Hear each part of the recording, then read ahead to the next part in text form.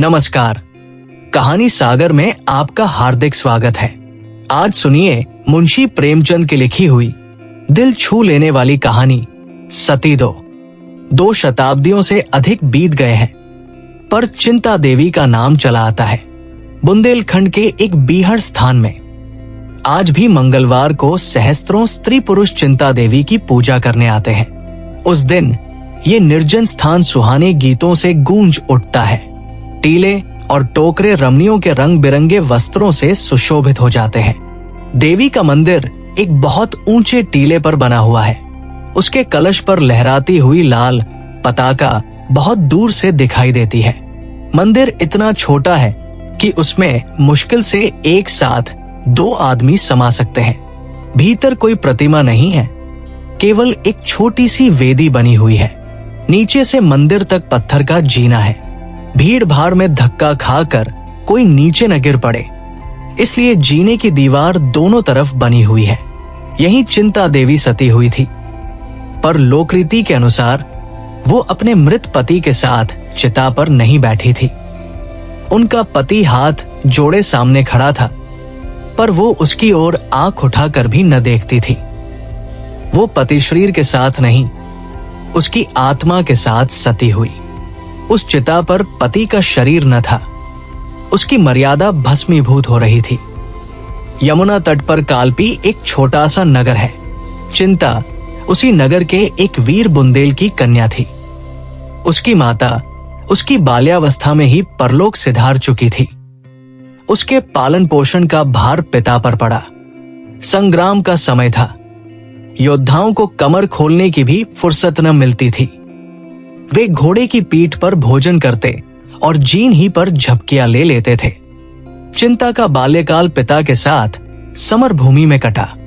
बाप उसे किसी खो में या वृक्ष की आड़ में छिपाकर मैदान में चला जाता। चिंता निश्चंग भाव से बैठी हुई मिट्टी के किले बनाती और बिगाड़ती। उसके घरौंदे थे, उसकी गुड़िया ओगनी न ओढ़ती थी। वो सिपाहियों के गुड्डे बनाती और उन्हें रण क्षेत्र में खड़ा करती थी। कभी कभी उसका पिता संध्या समय भी न लौटता, पर चिंता को भय छू तक न गया था। निर्जन उसने नेवले और सियार की कहानियां कभी न सुनी थी। वीरों के आत्मोत्सर्ग की कहानियां, और वह भी योद्धाओं के मुंह से सुन सुनकर वो आदर्शवादिनी बन गई थी। एक बार 3 दिन तक चिंता को अपने पिता की खबर न मिली। वो एक पहाड़ी की खो में बैठी मन ही मन एक ऐसा किला बना रही थी जिसे शत्रु किसी भांति जान न सके। दिन भर वो उसी किले का नक्शा सोचती और रात को उसी किले का स्वप्न देखती। तीसरे दिन संध्या समय उसके पिता के कई साथियों ने आकर उसके सामने रोना शुरू किया। चिंता ने विस्मित होकर पूछा, दादाजी कहाँ हैं? तुम लोग क्यों रोते हो? किसी ने इसका उत्तर न दिया। वे जोर से धाड़े मार मार कर रोने लगे। चिंता समझ गई कि उसके पिता ने विरक्ति पाई। उस 13 वर्ष की बालिका की आंखों से आंसू की एक बूंद भी न गिरी। मुख जरा भी मलिन न हुआ और एक आह भी न निकली। स्थान में भूखी प्यासी रात रात भर बैठी रह जाती। हंसकर बोली, अगर उन्होंने विरक्ति पाई तो तुम लोग रोते क्यों हो? योद्धाओं के लिए इससे बढ़कर और कौन सी मृत्यु हो सकती है? इससे बढ़कर उनकी वीरता का और क्या पुरस्कार मिल सकता है? ये रोने का नहीं, आनंद मनाने का अवसर है। एक सिपाही ने चिंतित स्वर में कहा, हमें तुम्हारी चिंता है, तुम अब कहाँ रहोगी? चिंता ने गंभीरता से कहा, इसकी तुम कुछ चिंता न करो दादा, मैं अपने बाप की बेटी हूं। जो कुछ उन्होंने किया वही मैं भी करूंगी। अपनी मातृभूमि को शत्रुओं के पंजे से छुड़ाने में उन्होंने प्राण दे दिए। मेरे सामने भी वही आदर्श है। जाकर अपने आदमियों को संभालिए। मेरे लिए एक घोड़ा और हथियारों का प्रबंध कर दीजिए। ईश्वर ने चाहा तो आप लोग मुझे किसी से पीछे न पाएंगे, लेकिन यदि मुझे पीछे हटते देखना तो तलवार के एक हाथ से इस जीवन का अंत कर देना। यही मेरी आपसे विनय है। जाइए, अब विलंब न कीजिए।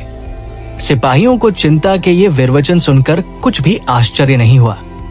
हाँ, उन्हें यह संदेह अवश्य हुआ कि क्या कोमल बालिका अपने संकल्प पर दृढ़ रह सकेगी। 5 वर्ष बीत गए। समस्त प्रांत में चिंता देवी की धाक बैठ गई। शत्रुओं के कदम उखड़ गए। वो विजय की सजीव मूर्ति थी। उसे तीरों और गोलियों के सामने निश्शंक खड़े देखकर सिपाहियों को उत्तेजना मिलती रहती थी। उसके सामने वे कैसे कदम पीछे हटाते। कोमलांगी युवती आगे बढ़े तो कौन पुरुष पीछे हटेगा। सुंदरियों के सम्मुख योद्धाओं की वीरता अजय हो जाती है। रमणी के वचन बाण योद्धाओं के लिए आत्मसमर्पण के गुप्त संदेश है। उसकी एक चितवन कायरों में भी पुरुषत्व प्रवाहित कर देती है।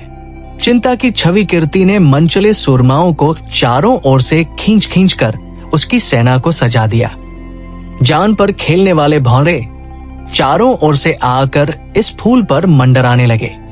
इन्हीं योद्धाओं में रत्न सिंह नाम का एक युवक राजपूत भी था। यूं तो चिंता के सैनिकों में सभी तलवार के धनी थे। बात पर जान देने वाले, उसके इशारे पर आग में कूदने वाले, उसकी आज्ञा पाकर एक बार आकाश के तारे तोड़ लाने को भी चल पड़ते। किंतु रत्न सिंह सबसे बढ़ा हुआ था। चिंता भी हृदय में उससे प्रेम करती थी। रत्न सिंह अन्य वीरों की भांति अक्खड़, मुंहफट या घमंडी न था और लोग अपनी अपनी कीर्ति को खूब बढ़ा बढ़ा कर बयान करते। आत्म प्रशंसा करते हुए उनकी जबान न रुकती थी। वे जो कुछ करते चिंता को दिखाने के लिए। उनका ध्येय अपना कर्तव्य न था, चिंता थी। रत्न सिंह जो कुछ करता शांत भाव से करता। अपनी प्रशंसा करना तो दूर रहा, वो चाहे कोई शेर ही क्यों न मार आए उसकी चर्चा तक न करता। उसकी विनयशीलता और नम्रता संकोच की सीमा से भिड़ गई थी। औरों के प्रेम में विलास था, पर रत्न सिंह के प्रेम में त्याग और तप। और लोग मीठी नींद सोते थे, पर रत्न सिंह तारे गिनगिन कर रात काटता था। और सब अपने दिल में समझते थे कि चिंता मेरी होगी।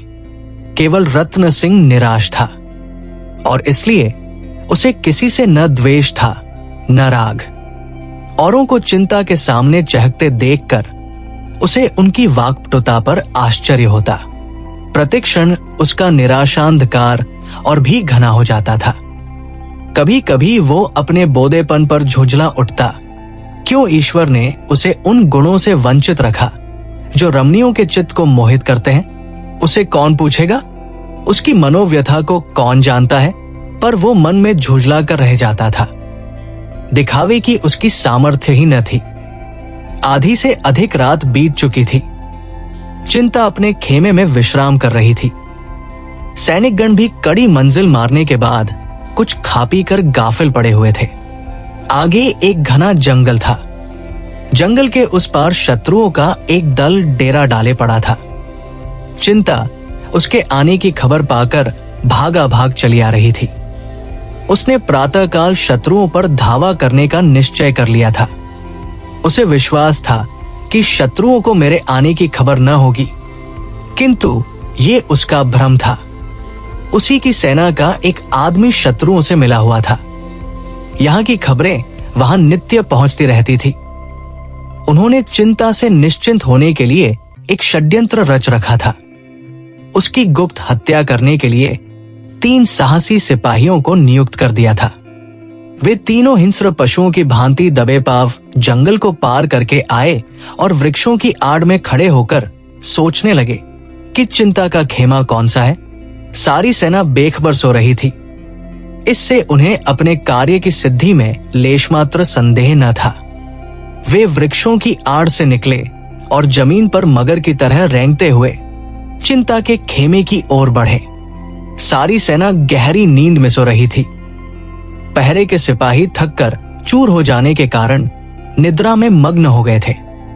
केवल एक प्राणी खेमे के पीछे मारे ठंड के सिकुड़ा हुआ बैठा था। यही रत्न सिंह था। आज उसने ये कोई नई बात न की थी। पड़ावों में उसकी रातें इसी भांति चिंता के खेमे के पीछे बैठे बैठे कटती थी। घातकों की आहट पाकर उसने तलवार निकाल ली और चौंक कर उठ खड़ा हुआ। देखा 3 आदमी झुके हुए चले आ रहे हैं। अब क्या करे? अगर शोर मचाता है तो सेना में खलबली पड़ जाएगी और अंधेरे में लोग एक दूसरे पर वार करके आपस ही में कट मरेंगे। इधर अकेले 3 जवानों से भिड़ने में प्राणों का भय। अधिक सोचने का मौका न था। उसमें योद्धाओं की अविलंब निश्चय कर लेने की शक्ति थी। उसने तुरंत तलवार खींच ली और उन तीनों पर टूट पड़ा। कई मिनट तक तलवारें छपाछप चलती रही। फिर सन्नाटा छा गया। उधर वे तीनों आहत होकर गिर पड़े, इधर ये भी जख्मों से चूर होकर अचेत हो गया। प्रातःकाल चिंता उठी तो चारों जवानों को भूमि पर पड़े पाया। उसका कलेजा धक से हो गया। समीप जाकर देखा, तीनों आक्रमणकारियों के प्राण निकल चुके थे, पर रत्न सिंह की सांस चल रही थी। सारी घटना समझ में आ गई। नारीत्व ने वीरत्व पर विजय पाई। जिन आंखों से पिता की मृत्यु पर आंसू की एक बूंद भी न गिरी थी, उन्हीं आंखों से आंसुओं की झड़ी लग गई। उसने रत्न सिंह का सिर अपनी जांघ पर रख लिया और हृदयांगन में रचे हुए स्वयंवर में उसके गले में जयमाल डाल दी। महीने भर न रत्न सिंह की आंखें खुली और न चिंता की आंखें बंद हुई। चिंता उसके पास से एक क्षण के लिए भी कहीं न जाती। न अपने इलाके की परवाह थी, न शत्रुओं के बढ़ते चले आने की फिक्र। रत्न सिंह पर वो अपनी सारी विभूतियों का बलिदान कर चुकी थी। पूरा महीना बीत जाने के बाद रत्न सिंह की आंखें खुली। देखा चारपाई पड़ी हुई है और चिंता सामने पंखा लिए खड़ी है। क्षीण स्वर में बोला, चिंता, पंखा मुझे दे दो, तुम्हें कष्ट हो रहा है। चिंता का हृदय इस समय स्वर्ग के अखंड अपार सुख का अनुभव कर रहा था। 1 महीना पहले जिस जीर्ण शरीर के सिरहाने बैठी हुई वो नैराश्य से रोया करती थी, उसे आज बोलते देख उसका आह्लाद का पारावार न था। उसने स्नेह मधुर स्वर में कहा, प्राणनाथ, यदि ये कष्ट है तो सुख क्या है मैं नहीं जानती। प्राणनाथ, इस संबोधन में विलक्षण मंत्र की सी शक्ति थी। रत्न सिंह की आंखें चमक उठीं। जीर्ण मुद्रा प्रदीप्त हो गई। नसों में एक नए जीवन का संचार हो उठा और वो जीवन कितना स्फूर्तिमय था। उसमें कितना उत्साह, कितना माधुर्य, कितना उल्लास और कितनी करुणा थी। रत्न सिंह के अंग अंग फड़कने लगे। उसे अपनी भुजाओं में अलौकिक पराक्रम का अनुभव होने लगा। ऐसा जान पड़ा मानो वो सारे संसार को सर कर सकता है, उड़कर आकाश पर पहुंच सकता है, पर्वतों को चीर सकता है। एक क्षण के लिए उसे ऐसी तृप्ति हुई मानो उसकी सारी अभिलाषाएं पूरी हो गई हैं और वो किसी से कुछ नहीं चाहता। शायद शिव को सामने खड़ा देखकर भी वो मुंह फेर लेगा, कोई वरदान न मांगेगा। उसे अब किसी रिद्धि की, किसी पदार्थ की इच्छा न थी। उसे गर्व हो रहा था मानो उससे अधिक सुखी, उससे अधिक भाग्यशाली पुरुष संसार में और कोई न होगा। रत्न सिंह ने उठने की चेष्टा करके कहा, बिना तप के सिद्धि नहीं मिलती। चिंता अभी अपना वाक्य पूरा भी न कर पाई थी कि उसी प्रसंग में बोली, हाँ, आपको मेरे कारण अलबत्ता दुस्सह यातना भोगनी पड़ी। चिंता ने रत्न सिंह को कोमल हाथों से लिटाते हुए कहा, इस सिद्धि के लिए तुमने तपस्या नहीं की थी। झूठ क्यों बोलते हो? तुम केवल एक अबला की रक्षा कर रहे थे। यदि मेरी जगह कोई दूसरी स्त्री होती तो भी तुम इतने ही प्राणपन से उसकी रक्षा करते। मुझे इसका विश्वास है। मैं तुमसे सत्य कहती हूं, मैंने आजीवन ब्रह्मचारिणी रहने का प्रण कर लिया था, लेकिन तुम्हारे आत्मोत्सर्ग ने मेरे प्रण को तोड़ डाला। मेरा पालन योद्धाओं की गोद में हुआ है। मेरा हृदय उसी पुरुष सिंह के चरणों पर अर्पण हो सकता है जो प्राणों की बाजी खेल सकता हो। रसिकों के हास्यविलास, गुंडों के रूप रंग और फैकैतों के दावघात का मेरी दृष्टि में रत्ती भर भी मूल्य नहीं। उनकी नटविद्या को मैं केवल तमाशे की तरह देखती हूं। तुम्हारे ही हृदय में मैंने सच्चा उत्सर्ग पाया और तुम्हारी दासी हो गई। आज से नहीं, बहुत दिनों से। प्रणय की पहली रात थी। चारों ओर सन्नाटा था। केवल दोनों प्रेमियों के हृदयों में अभिलाषाएं लहरा रही थी। चारों ओर अनुरागमयी चांदनी छिटकी हुई थी और उसकी हास्यमयी छटा में वरवधू प्रेमालाप कर रहे थे। सहसा खबर आई कि शत्रुओं की एक सेना किले की ओर बढ़ी चली आती है। चिंता चौंक पड़ी। रत्न सिंह खड़ा हो गया और खूंटी से लटकती हुई तलवार उतार ली। चिंता ने उसकी ओर कातर स्नेह की दृष्टि से देखकर कहा, कुछ आदमियों को उधर भेज दो, तुम्हारे जाने की क्या जरूरत है? रत्न सिंह ने बंदूक कंधे पर रखते हुए कहा, मुझे भय है कि अब की वे लोग बड़ी संख्या में आ रहे हैं।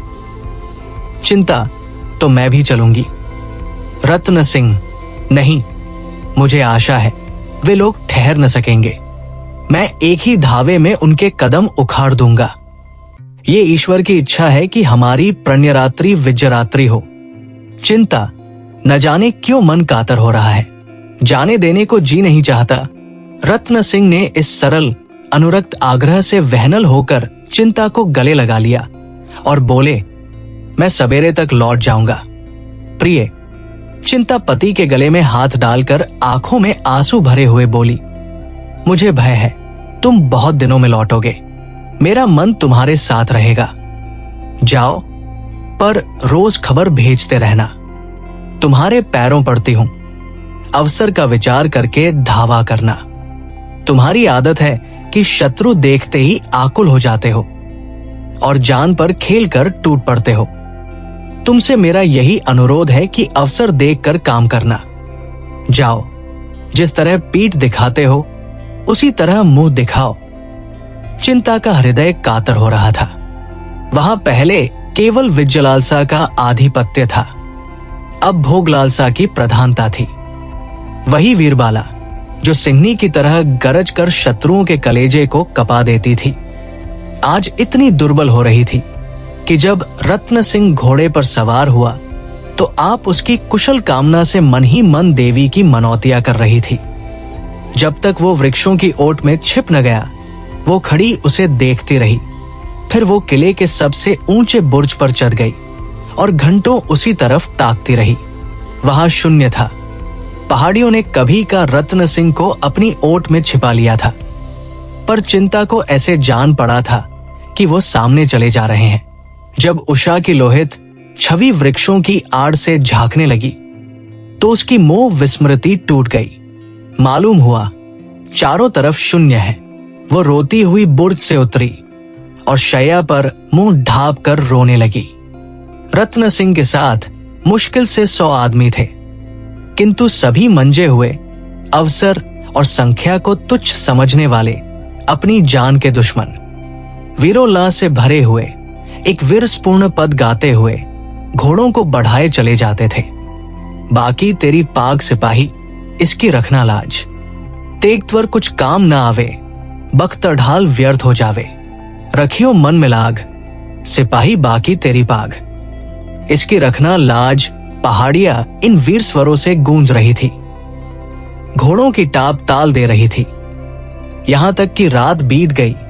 सूर्य ने अपनी लाल आंखें खोल दी और इन वीरों पर अपनी स्वर्णष्टा की वर्षा करने लगा। वहीं रक्तमय प्रकाश में शत्रुओं की सेना एक पहाड़ी पर पड़ाव डाले हुए नजर आई। रत्न सिंह सिर झुकाए, वियोग व्यथित हृदय को दबाए, मंद गति से पीछे पीछे चला जाता था। कदम आगे बढ़ता था पर मन पीछे हटता। आज जीवन में पहली बार दुश्चिंताओं ने उसे आशंकित कर रखा था। कौन जानता है लड़ाई का अंत क्या होगा। जिस स्वर्ग सुख को छोड़कर वो आया था, उसकी स्मृतियां रह रहकर उसके हृदय को मसोस रही थी। चिंता की सजल आंखें याद आती थी और जी चाहता था घोड़े की रास पीछे मोड़ दे। प्रतिक्षण रणोत्साह क्षीण होता जाता था। सहसा एक सरदार ने समीप आकर कहा, भैया ये देखो, ऊंची पहाड़ी पर शत्रु डेरे डाले पड़े हैं। तुम्हारी अब क्या राय है? हमारी तो ये इच्छा है कि तुरंत उन पर धावा कर दें। गाफिल पड़े हुए हैं, भाग खड़े होंगे। देर करने से वे भी संभल जाएंगे और तब मामला नाजुक हो जाएगा। 1000 से कम न होंगे। रत्न सिंह ने चिंतित नेत्रों से शत्रुदल की ओर देखकर कहा, हाँ, मालूम तो होता है। सिपाही, तो धावा कर दिया जाए ना। रत्न, जैसी तुम्हारी इच्छा। संख्या अधिक है, ये सोच लो। सिपाही, इसकी परवाह नहीं, हम इससे बड़ी सेनाओं को परास्त कर चुके हैं। रत्न, ये सच है, पर आग में कूदना ठीक नहीं। सिपाही, भैया तुम कहते क्या हो? सिपाही का तो जीवन ही आग में कूदने के लिए है। तुम्हारे हुक्म की देर है, फिर हमारा जीवन देखना।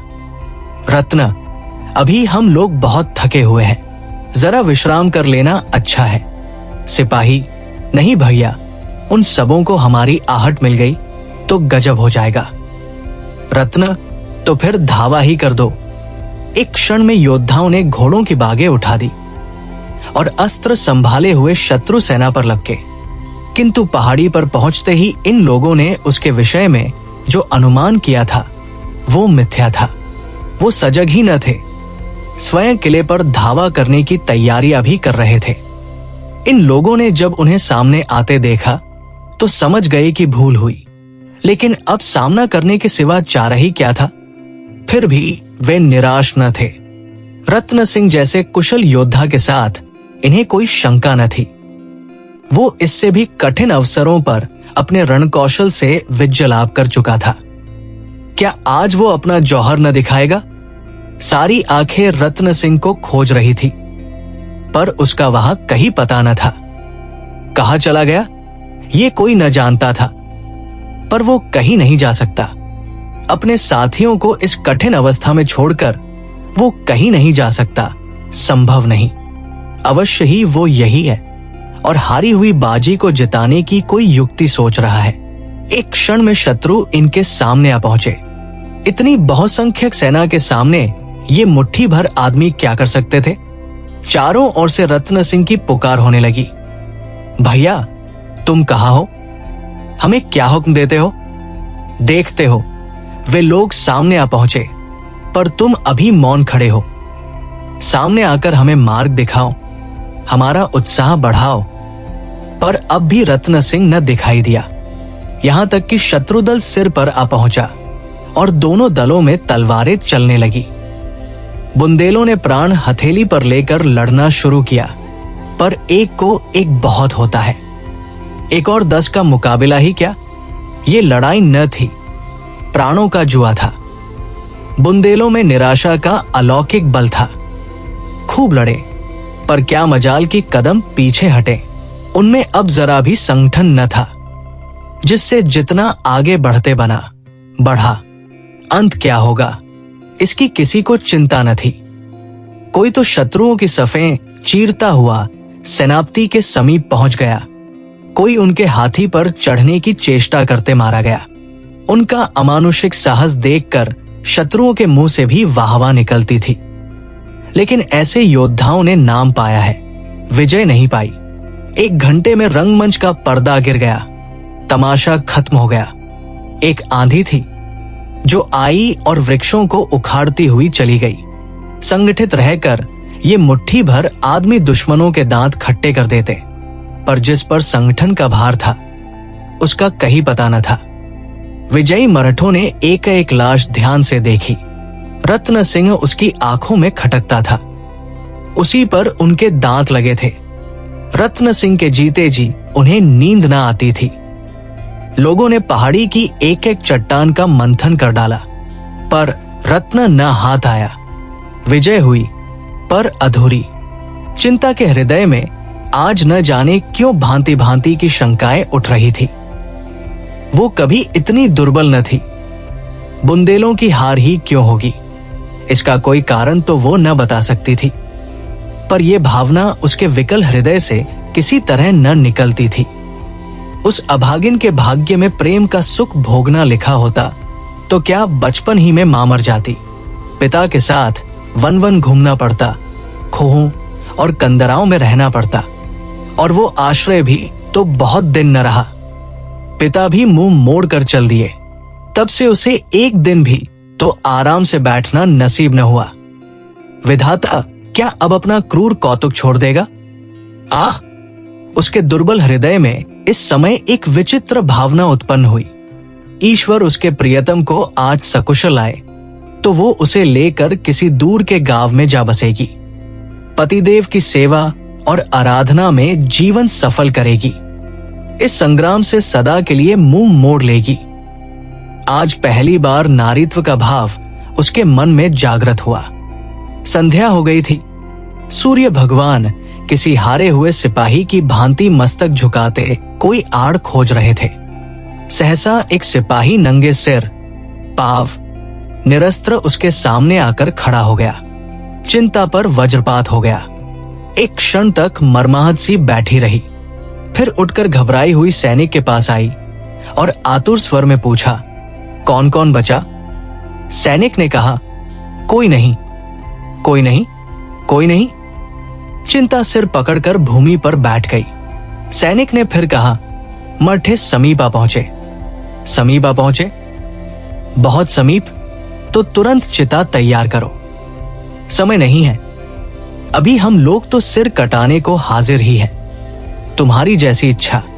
मेरे कर्तव्य का तो यही अंत है। किला बंद करके हम महीनों लड़ सकते हैं, तो जाकर लड़ो। मेरी लड़ाई अब किसी से नहीं।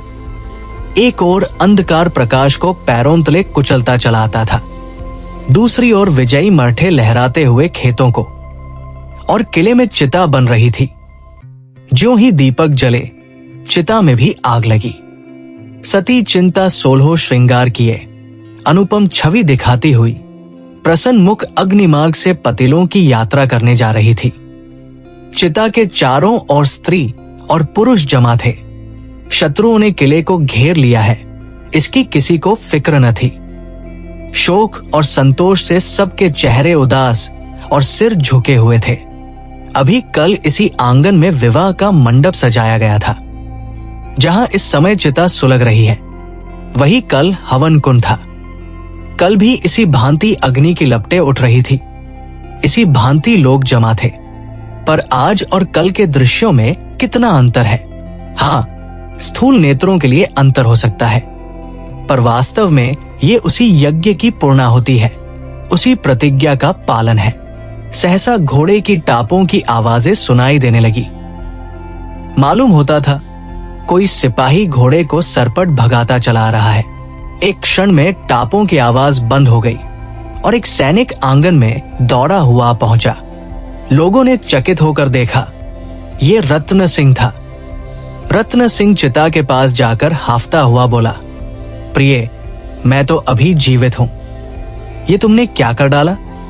चिता में आग लग चुकी थी। चिंता की साड़ी से अग्नि की ज्वाला निकल रही थी। रत्न सिंह उन्मत्त की भांति चिता में घुस गया और चिंता का हाथ पकड़कर उठाने लगा। लोगों ने चारों ओर से लपकलपक कर चिता की लकड़ियां हटानी शुरू की, पर चिंता ने पति की ओर आंख उठाकर भी न देखा, केवल हाथों से उसे हट जाने का संकेत किया। रत्न सिंह सिर पीट कर बोला, हाय प्रिय, तुम्हें क्या हो गया है? मेरी ओर देखती क्यों नहीं? मैं तो जीवित हूं। चिता से आवाज आई, तुम नाम रत्न सिंह है, पर तुम मेरे रत्न सिंह नहीं हो। तुम मेरी तरफ देखो तो मैं ही तुम्हारा दास, तुम्हारा उपासक, तुम्हारा पति हूं। मेरे पति ने विरक्ति पाई।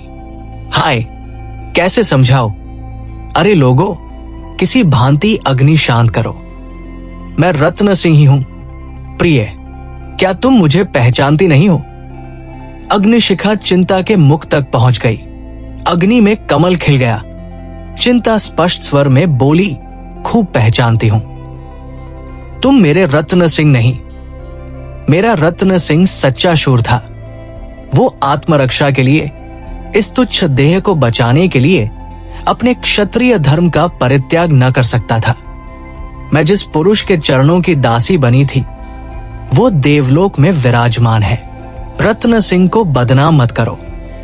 वो भी राजपूत था, रण क्षेत्र से भागने वाला कायर नहीं। अंतिम शब्द निकले ही थे कि अग्नि की ज्वाला चिंता के सिर के ऊपर जा पहुंची। फिर एक क्षण में वो अनुपम रूपराशि, वो आदर्श वीरता की उपासिका, वो सच्ची सती अग्निराशि में विलीन हो गई। रत्न सिंह चुपचाप हद बुद्धि सा खड़ा ये शोकमय दृश्य देखता रहा। फिर अचानक एक ठंडी सांस खींचकर उसी चिता में कूद पड़ा।